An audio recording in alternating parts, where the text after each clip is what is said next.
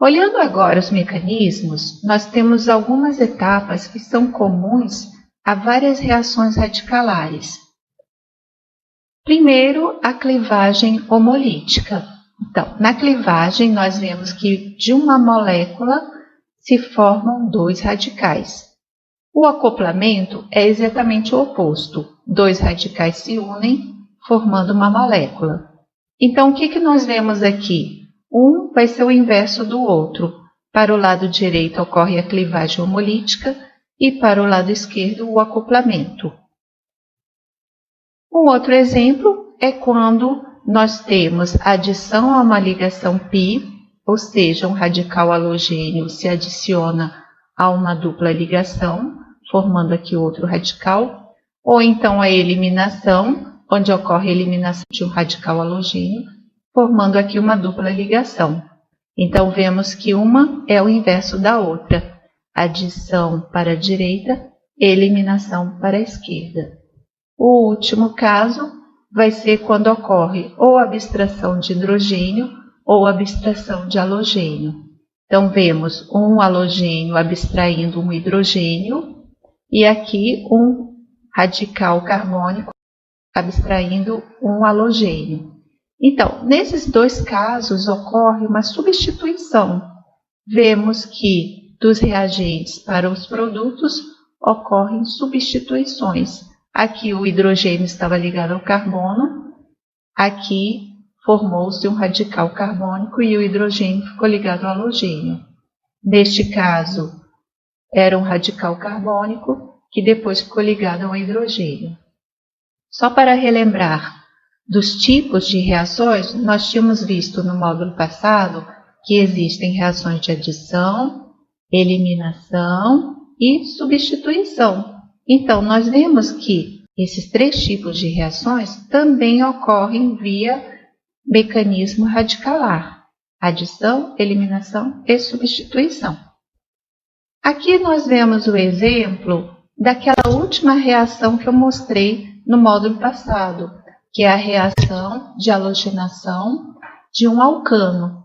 Nós tínhamos visto que os alcanos, por não terem grupos funcionais, eles são muito menos reativos, eles são praticamente inertes. Então, nessa reação, o que nós estamos vendo? Que um alcano reagiu com cloro e produziu um haleto de alquila. Aqui houve uma substituição de um hidrogênio por um cloro. Essa reação, ela se passa em 3 etapas, e vocês vão ver que todas as reações radicalares vão se processar via 3 etapas básicas.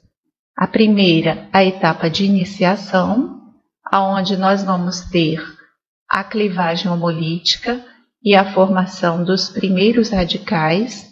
Vejam que ocorreu a clivagem da ligação cloro-cloro, através do fornecimento de energia pela luz e a formação dos primeiros radicais.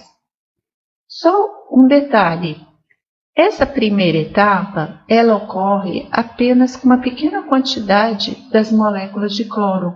Não são todas que vão reagir aqui, é apenas uma pequena fração. Por quê? Vamos ter como uma segunda etapa a etapa de propagação da cadeia. Nessa etapa, nós temos 2 partes fundamentais. A primeira, onde ocorre uma abstração de hidrogênio.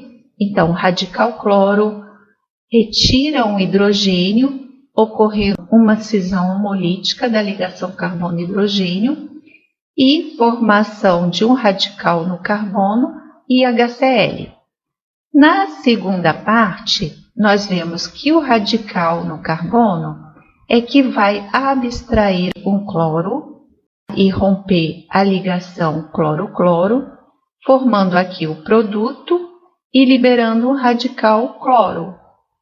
Observem que foi utilizado um radical cloro nesta primeira parte e formou-se um radical cloro na segunda parte. Vemos que esse radical cloro que foi formado, ele pode ser utilizado com uma outra molécula de metano para ocorrer uma segunda reação e formar de novo mais um radical cloro. Esse, por sua vez, pode ser utilizado em mais uma outra reação com outro metano, formando de novo o nosso produto, o clorometano, e liberando mais um radical cloro que vai ser utilizado em mais outra reação. O que nós estamos vendo? Que existe uma cadeia de reações ocorrendo, aonde nós utilizamos inicialmente um radical que foi fornecido pela quebra homolítica na iniciação da cadeia. Então, ocorreu inicialmente um pouco dessa iniciação, um pouco desses radicais foram formados e inicialmente eles foram utilizados nas primeiras reações. Mas depois, com o processo da propagação da cadeia, vários desses radicais são liberados e eles é que vão continuar a cadeia reagindo com outras moléculas de metano. Por isso que nós chamamos de cadeia. É uma reação em cadeia. Mas como essa reação pode ser finalizada?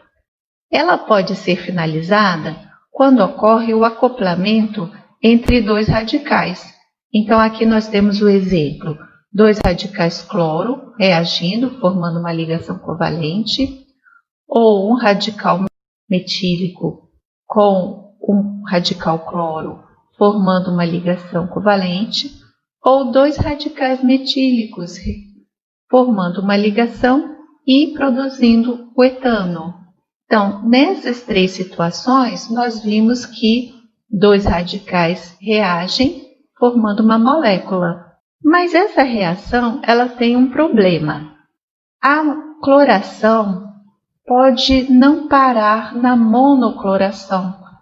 Nós podemos ter produtos secundários como o produto diclorado, triclorado ou tetraclorado. Então, é uma reação que precisa ter muito cuidado para quando for começar e colocar os reagentes. Se houver um excesso de cloro, a reação pode se processar até a formação desse produto tetraclorado. Para evitar chegar até esse produto, ou seja, quando se quer formar apenas o produto monoclorado, é utilizado então um excesso de metano. E aí, nesse caso, formamos apenas este produto monoclorado. Voltando aqui às etapas básicas radicalares, nós voltamos que quando ocorre clivagem homolítica, isso equivale àquela reação de iniciação. Então, na etapa de iniciação, teremos sempre uma clivagem homolítica com a formação dos primeiros radicais. Quando termina a reação, ou seja, na etapa de terminação, ocorre sempre o acoplamento entre dois radicais, formando uma molécula. E a etapa de propagação da cadeia vai envolver sempre um desses quatro tipos: adição a uma ligação π, ou a eliminação, ou a abstração de hidrogênio, ou a abstração de halogênio. No caso que nós vimos, foram esses dois tipos: abstração de hidrogênio ou de halogênio. Mas vejam que esses 6 tipos são um resumo dos tipos de etapas que podem ocorrer. São as etapas básicas das reações radicalares com alcanos. Por que ocorre esse rompimento da ligação cloro-cloro? Com o aquecimento ou com o fornecimento de luz? O que nós vemos é que essa ligação ela é relativamente fraca quando a gente compara com ligações, por exemplo, hidrogênio-hidrogênio ou carbono-hidrogênio. Nós vemos que a ligação cloro-cloro ela tem uma energia de 243 kJ por mol. Comparado com hidrogênio-hidrogênio ou carbono-hidrogênio, nós vemos que ela é praticamente a metade. Então, é relativamente uma ligação muito fraca. Por isso que é possível rompê-la de forma homolítica com o aquecimento ou com o fornecimento de energia pela luz. Um outro exemplo de ligações fracas é quando ocorre a ligação entre dois oxigênios. Então, o que nós temos aqui?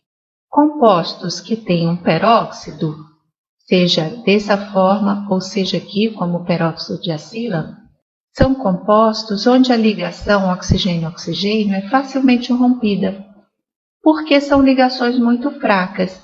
Vejam aqui, 159 kJ por mol e 121 kJ por mol. São até mais fracas do que a ligação cloro-cloro.